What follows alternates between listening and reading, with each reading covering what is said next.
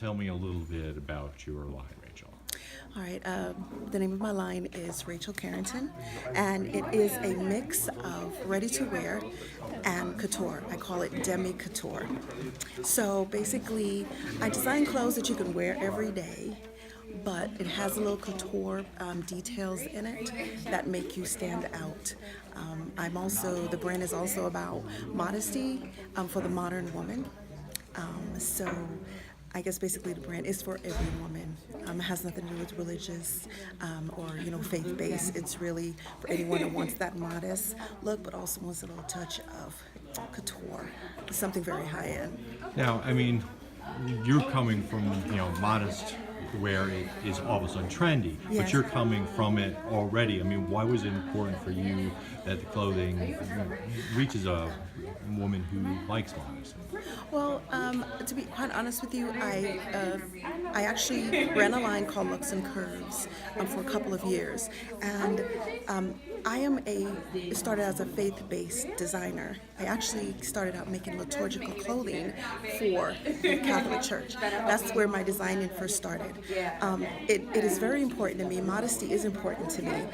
It's not something I throw on my customers, but I know that throughout my years of designing, I have a customer base that say, I love modesty, but I want something modern.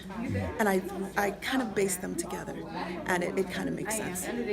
Now, who do you see as the woman who's wearing it? I mean, somebody in their 20s or 30s, 40s, 50s, or you try to reach out to a broad base? I'll be honest with you, I don't want to say broad base, but I'll probably start out with someone, even in the teens. I've had customers that are in their teens that want something modest, but kind of relates to their age group. And I have some customers that are in their 60s. So I don't want to say it runs the gauntlet age, but it's for any woman who wants to have that really fabulous modern look, but she's a little concerned about maybe just too much showing. Now, I mean, what was the appeal for you to participate in Hartford Fashion Week? Because this is your first year. Yes, actually, I'm coming from Dallas, so that's where I was based before. The reason why I decided to kind of look into it is I'm based in New Haven. There's really not a lot of designers I can connect with, and I found that a lot of them were in Hartford. It's a capital, but I figured if I would get into the show, and Katrina was really, wonderful to let me come in, and I wanted to do a presentation style, and she was really, interested in the idea, and that's one of the reasons we kind of said, hey, I think we could make this work. So I'm pretty excited. Now, when people leave Hartford Fashion Week, you're on Friday's show. What thoughts do you want them to have after they've wandered around and looked at your pieces? What I want them to say? I want them to see that fashion isn't just ready to wear or couture, haute couture. Fashion is something that you can wear right where you are. It's not just for a celebrity. It's not just for a certain person in an income bracket. It's for anyone. I believe that every customer should stand out and be very individual in how they dress. And I really want them to say, look at these different concepts. Look at how you can actually dress, and without worrying about what someone thinks or think. I know Connecticut is very conservative. I'm trying to bring a little pop to it. So. Great. Okay, now talk to me a little bit about Style by Jazz, because it's not so much a designer, but you're a stylist, right? No, so you're both. Yeah, both. Originally it started as like a styling brand, but then I learned how to sew like 2 years ago, so it's now a design. Like I make clothing and accessories, mostly African print stuff. Okay, so talk to me about your approach to fashion. I mean, how would you describe what you do?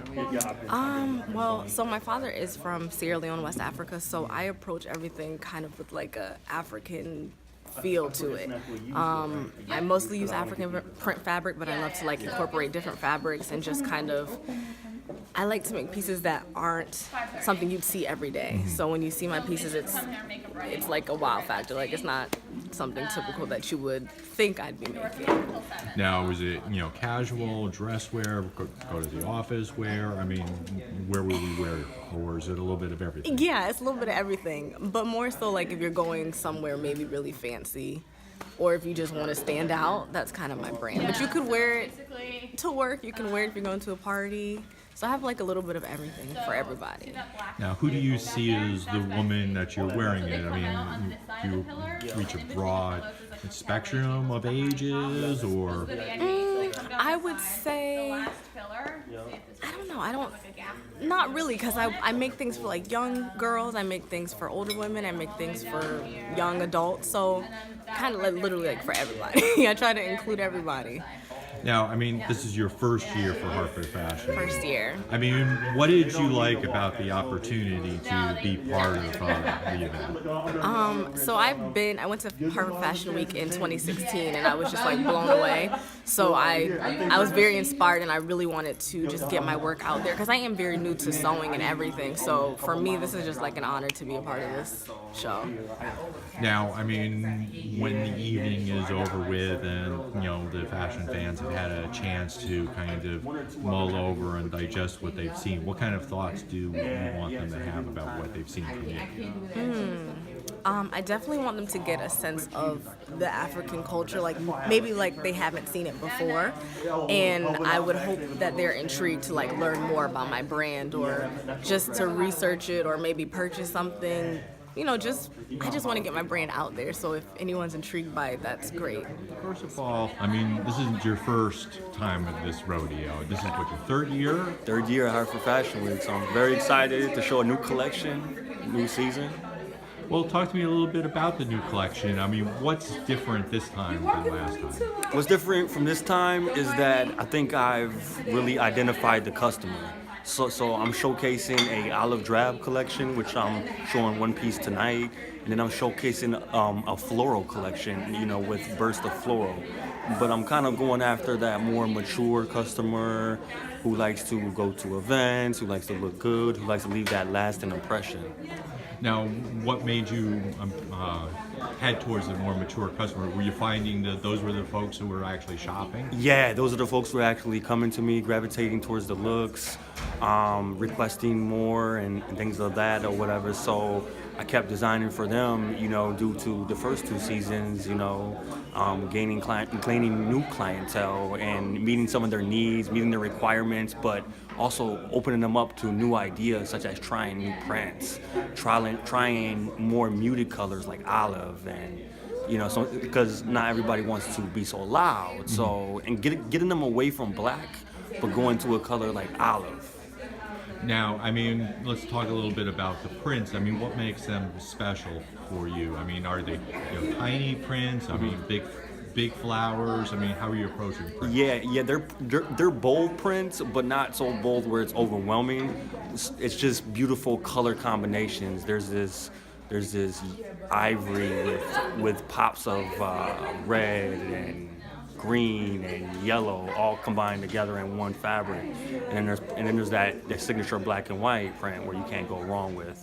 So just combining some nice floral prints, to really bring out the season and kind of make a woman feel, like, hey, summer's here. I feel good. I look good.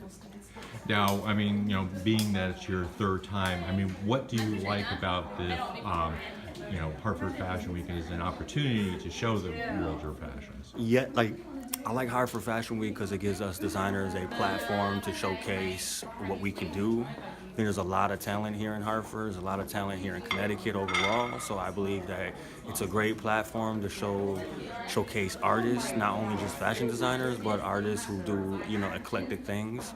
So it's a conglomerate or whatever of a lot of things. It's very eclectic. So that's what I enjoy about it.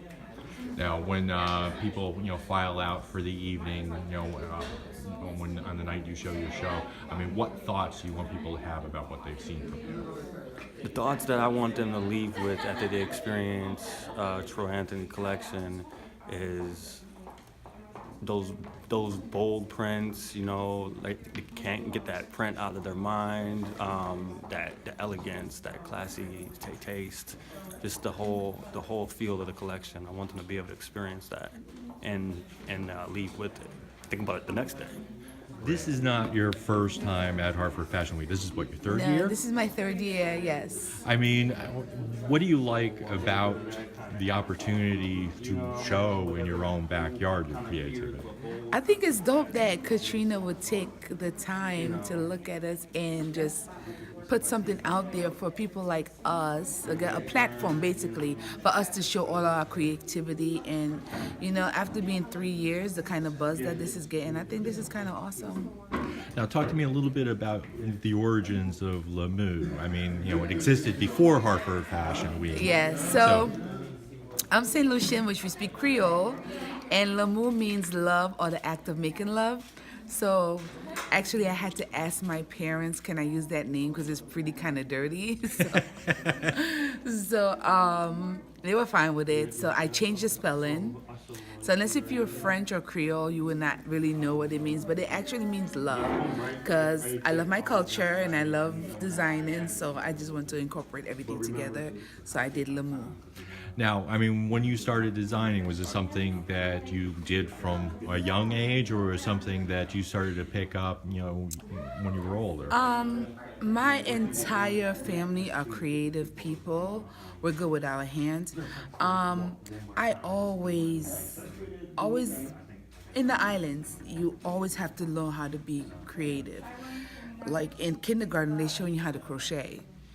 And I lived next door to a tailor, and I used to watch him through the back door. Even if sometimes he chased me away, but I'd sit there and watch him. And his scraps, I used to take it and make clothes for my dolls. So I didn't know then that was like something. I just thought I'm doing something creative. But I've always altered my clothing and everything like that, especially when my family came to the States. And my mom refused to buy us name brand stuff, and we used to get teased all the time.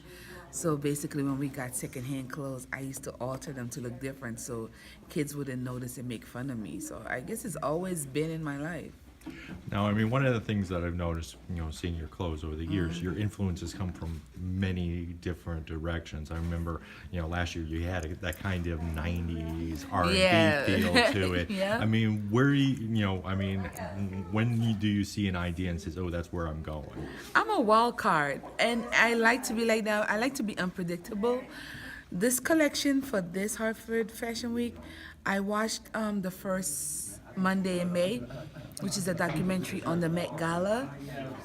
And I was taken back by the designer Goupé, and I probably mess up her name, but Rihanna wore like this silk robe that she took 3 years, I think, to create. I might be wrong, but I think it was about 3 years to create. And I started like digging, and once I'm into something, I get obsessed with it, and I'm like looking at everything. And I started looking. I was like, that's what I want. And I didn't even know if Katrina was going to do Harper Fashion Week again, but I was still creating the collection. So when I found out she was doing, I just went all out and started doing everything like an Asian. Yeah, I mean, I've noticed on your Facebook, it's just like you've been cranking it out since as soon as you had the casting call. Giving out little teasers. Yeah. Yeah. Now, when the evening is over with, the fashion fans file out of the Colt Armory. What thought do you want them to have of what they've seen from you? I want them to feel like they just left China or Korea, basically, and I made everything so that it could be purchased right off the runway. I really don't want to take these dresses home. I won't be able to take them home and wear them. So everything is made in a way that if somebody wanted to buy it, they could buy it right off the runway. So